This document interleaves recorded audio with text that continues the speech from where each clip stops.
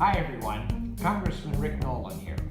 I just want to take a moment to welcome you to Washington and thank you for the work that you're doing here to mobilize millions of Americans to pass the We the People Amendment and to take back our democracy. Well, our busy schedule on the Hill today prevents me from being with you in person. I want you to know that I'm with you all the way in spirit as we continue the fight we began 5 years ago when we joined forces in the campaign to right the wrongs that Citizens United has brought upon our great nation. Your response has been overwhelming for a cause that, quite frankly, could not be more critical to the very survival of our nation and our democracy. It's time to establish once and for all corporations are not people, and money is not free speech. And our elections and public policy making process is not for sale to the highest corporate bidders. It's time to take the molding and shaping of public policy out of corporate boardrooms and away from corporate lobbyists and give it back to the American people and their elected representatives, from city halls to the halls of Congress.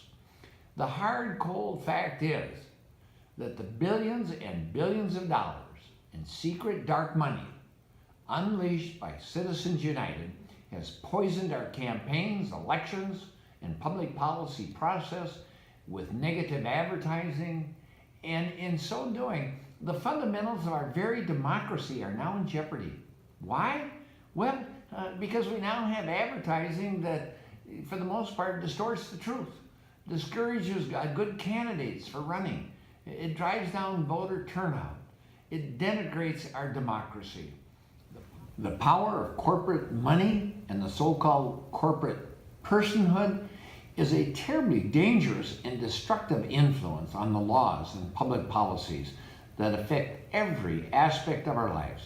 Whether it's the military appropriations that fuel the war machines and the endless wars of choice that have cost us so much in blood and treasury, or the tax and trade policies that encourage the export of good American jobs, or the banking and investment policies that only pretend to rein in Wall Street, or sweetheart deals for price gouging by pharmaceutical companies. If we don't break this corporate stranglehold on our society and our democracy, campaigns and elections are going to be difficult, if not impossible, to fix.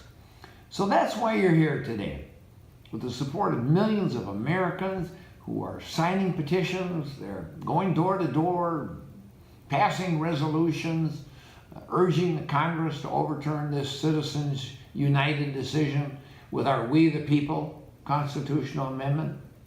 Make no mistake, we're in for the long, tough fight, but it's a fight worth having and a journey worth undertaking. Remember, great and successful movements start with ordinary people who commit to accomplishing extraordinary things. And so it was with ending slavery in this country, with establishing child labor laws, women's suffrage, civil rights, gay rights, with environmental laws to protect our air, and our land, and our water, with the progressive income tax, Social Security, Medicare, rights for the disabled, Title IX that opened the doors of achievement to tens of millions of young girls and young women. And the list just goes on and on. And like all of those great movements, this battle to take back our democracy transcends labels. It transcends political parties. It transcends regions, and it transcends generations. We are all in it for the long haul. We are in it to win it. And I'm proud to be doing my part. And I'm proud of you for stepping up every day to do your part. Thank you all. Let's get to work.